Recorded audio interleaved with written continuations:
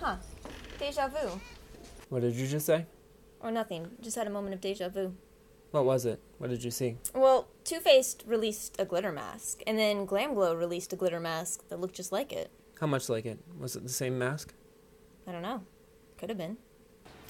Why? What does it mean? Deja vu is a glitch in the makeup. It happens when they change something. Oh my god.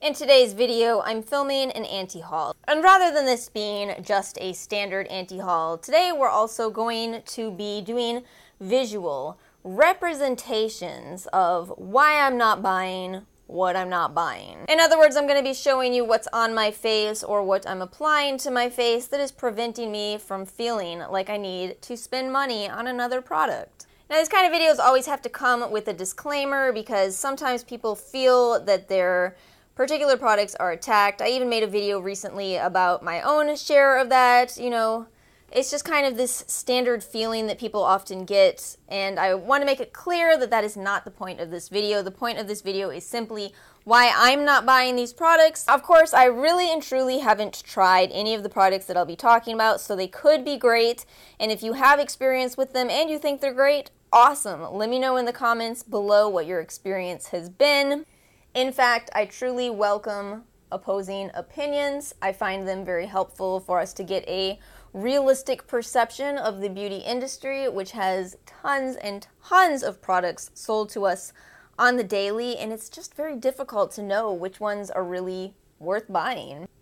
So I'm kicking this video off today with Glamglow's glitter mask. And yes, I am having major deja vu at the fact that we already talked about a similar mask just like this, and my opinion remains the same on all of these glitter masks. The most recent iteration of the Glamglow glitter mask is the My Little Pony mask. It appears you can select this in your choice of pink, purple, or black with little stars in it. My biggest issue with these masks is that they're $59 for 1.7 ounces, which no matter how you look at it, it's outrageous.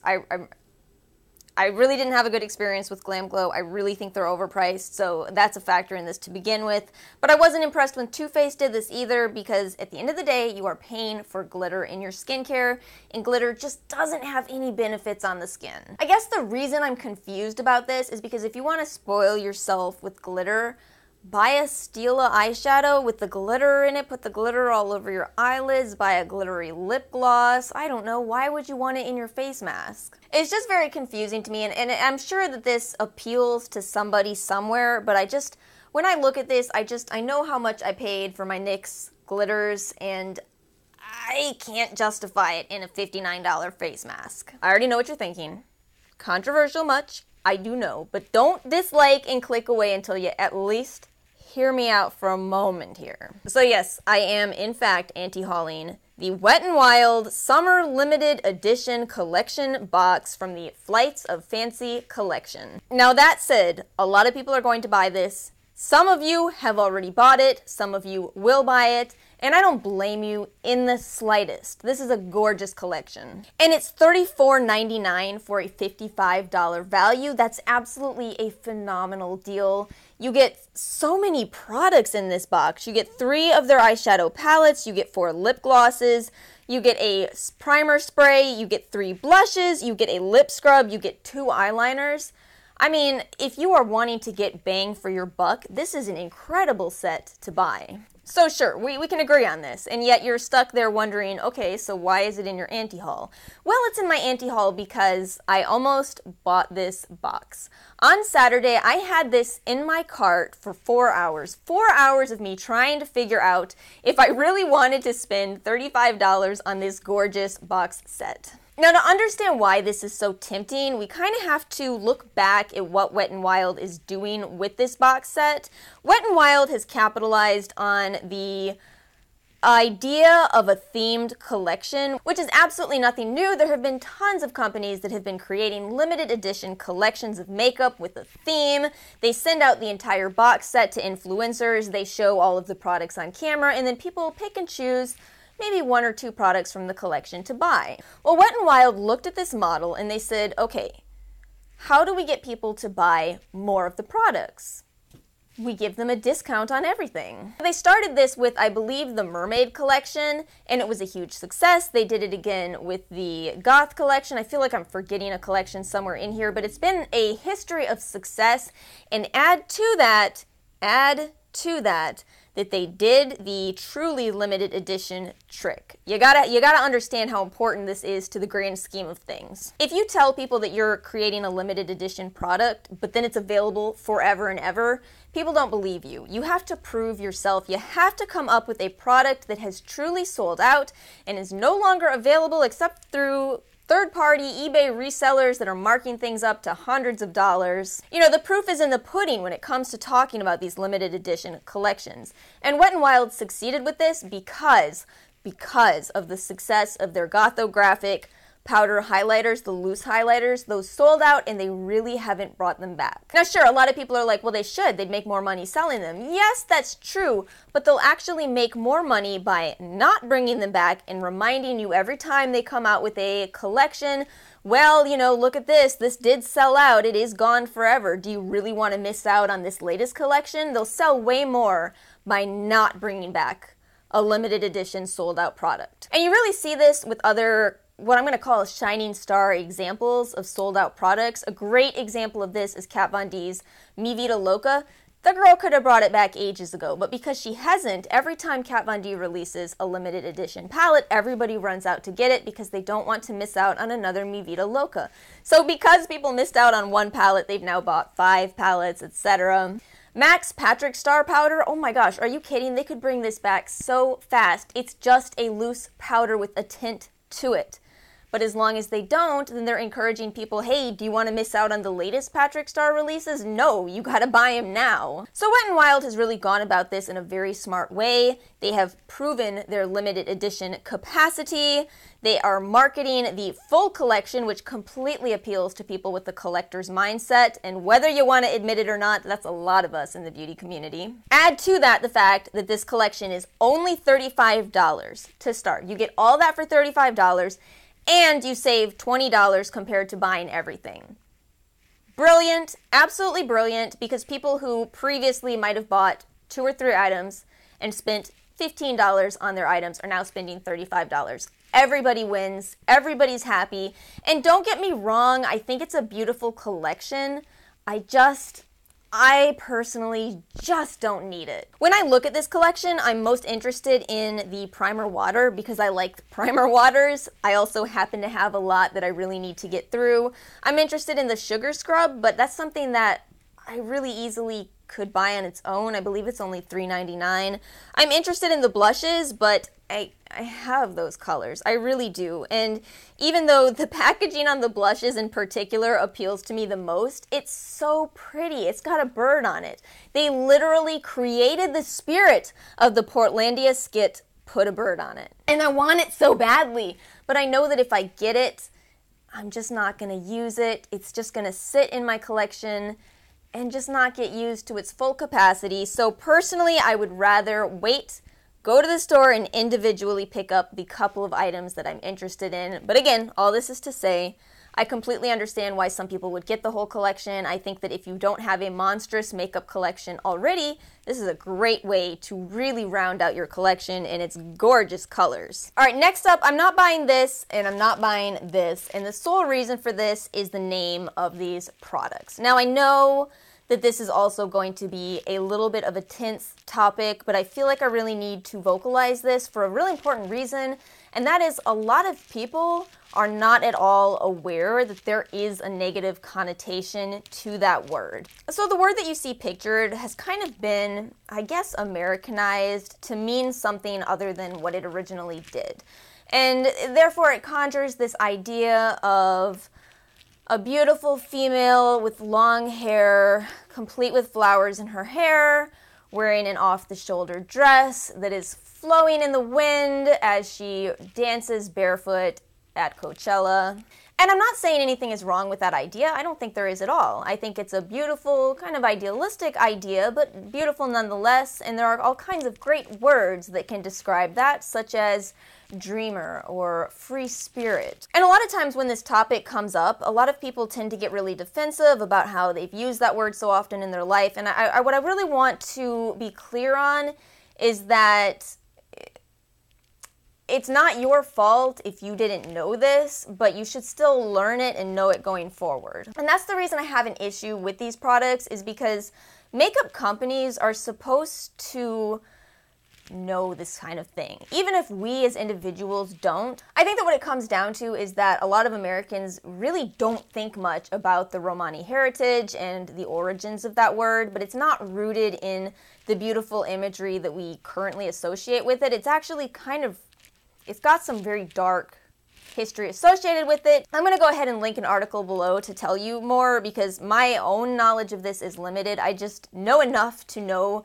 that I don't want to support that word. And that's why my conclusion with this is that I will not be buying either of these products. And in particular, I think that Stila shade is absolutely stunning, but I can't put my dollars towards it because I feel that if I did, I would be justifying the continued use of that word. And the thing is, it would be fine if people who were of that heritage didn't say, could you guys maybe stop using that word? But people have. They've asked that, and at this point, it kind of has become a situation of groups of people saying, well, we're not you, but we've decided we're taking that word over. I just think that when we're given the option of using words that upset people or doing actions that upset people, why would we choose to do them when we could choose not to? It's that simple. It's that simple, so yeah.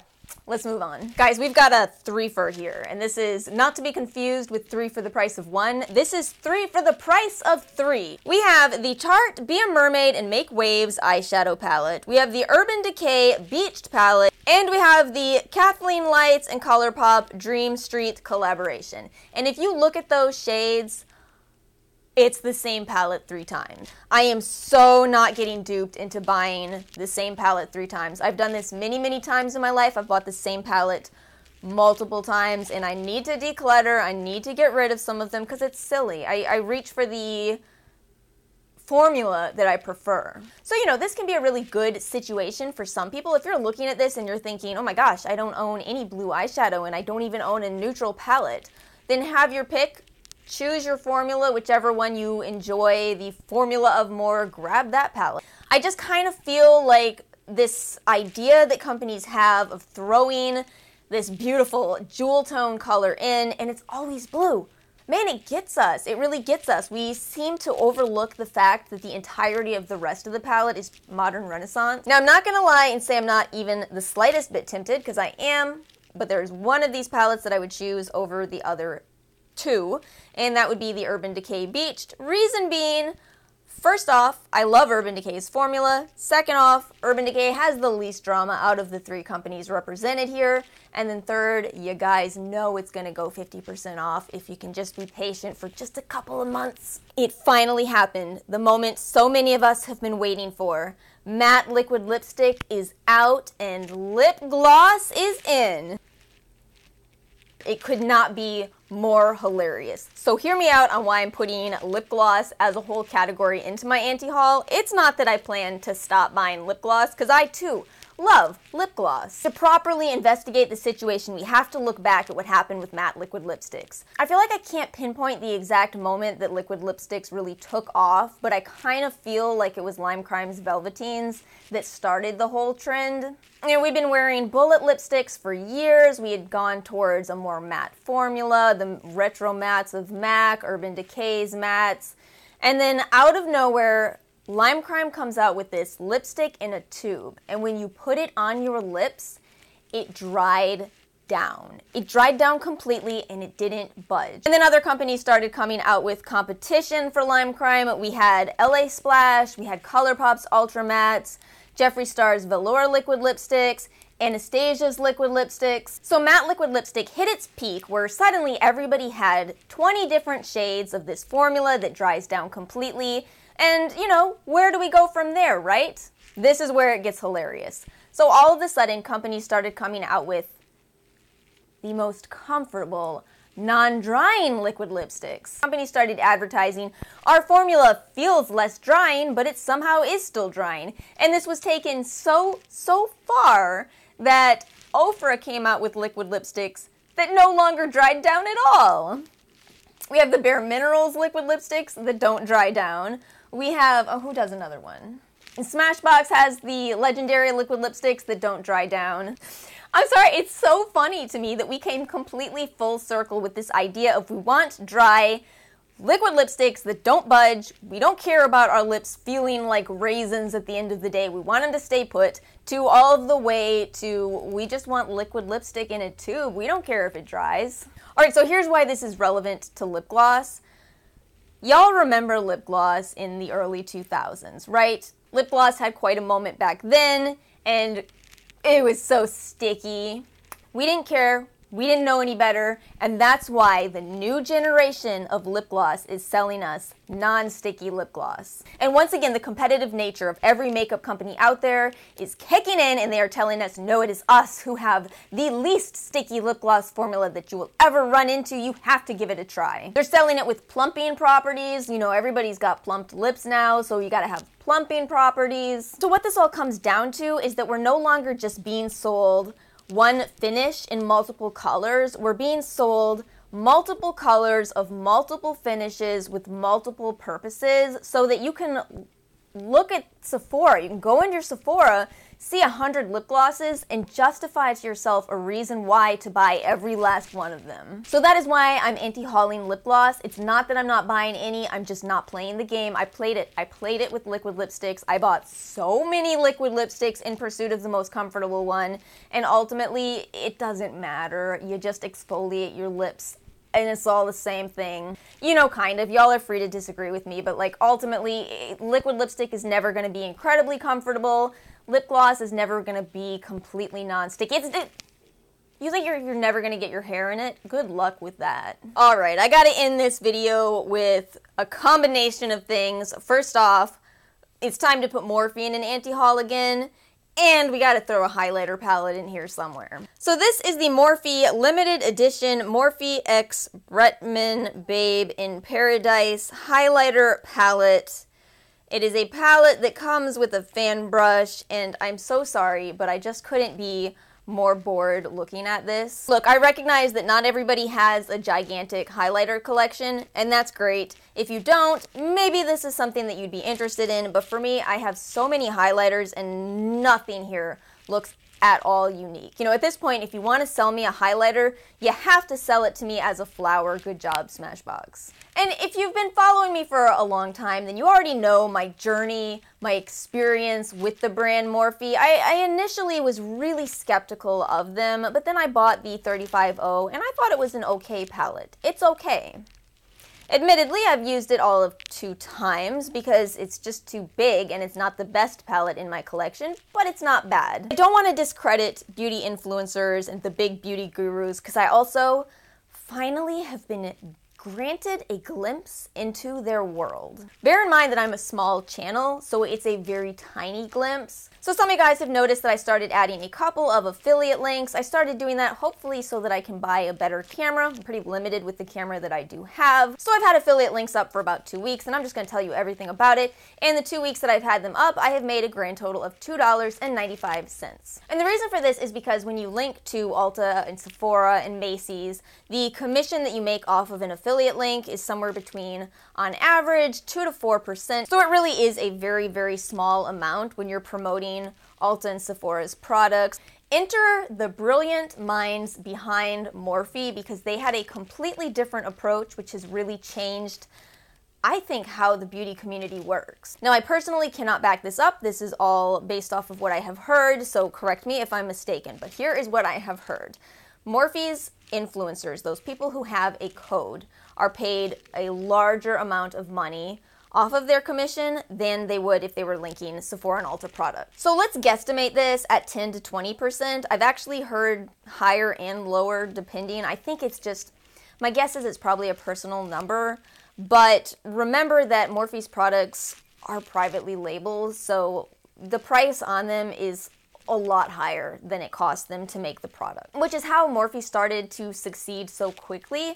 They offer a percentage of their sales to beauty gurus that have millions and millions of subscribers. So they got a ton of sales direct from their website, which is where companies make the most profit. If they have to sell their items to Ulta and Sephora, then they are only getting a small portion. They have to sell at wholesale, basically, so they don't make the same amount of money as selling off their own website. It always benefits every company to sell direct. So I did some number crunching based off of my own experience with affiliate links and kind of extrapolated it to if I had a larger channel, as well as if I was making a larger commission off of that money. All right, so I made $295 in 2 weeks and I have 5,000 subscribers. If we assume instead that I had 5 million subscribers, then we have to multiply $295 times 1,000. And if the commission is between 10 to 20% instead of 2 to 4%, then we have to multiply by 5. The total is $14,750. And that's not even taking into account viewer loyalty as well as trust. When you're a small channel, people kind of look at the number of subscribers you have and they're like, okay. When you're a large channel, people take you more seriously and they think that you have more credit behind your name. You know, you see 5 million subscribers. Oh, they must know something. If they're promoting this product, it must really be good. So I think in all truth, that $14,750 estimate is probably quite on the lower side of things. So I think this makes perfect sense as to why when beauty influencers are doing their Morphe swatches, they suddenly turn into an old 90s Herbal Essences commercial. Yes! Yes! $15,000! I love it! And I really don't think it's a disingenuous reaction. I think they're really that excited about the amount of money they're going to profit. I'm sure there are certain people who are going to disagree with me. I know a lot of people really loved Jaclyn Hill and Morphe's palette collaboration, but I just wasn't interested by the time that came out, so I just kind of have stopped buying from them again. If y'all watch my channel, you know how I am. But yeah, there's just no way that I can look at this and feel at all interested. I own these exact colors so many times before, and to be honest with you, when I have seen these influencers swatch this palette, it has not impressed me. Alright guys, I hope you had fun watching today's anti-haul. I know these videos can be a little bit abrasive sometimes, but try to remember that it is all in good fun. And if you had a good time watching this video, please make sure you give it a like, hit subscribe, and I'll see you guys next time. Peace out, YouTube.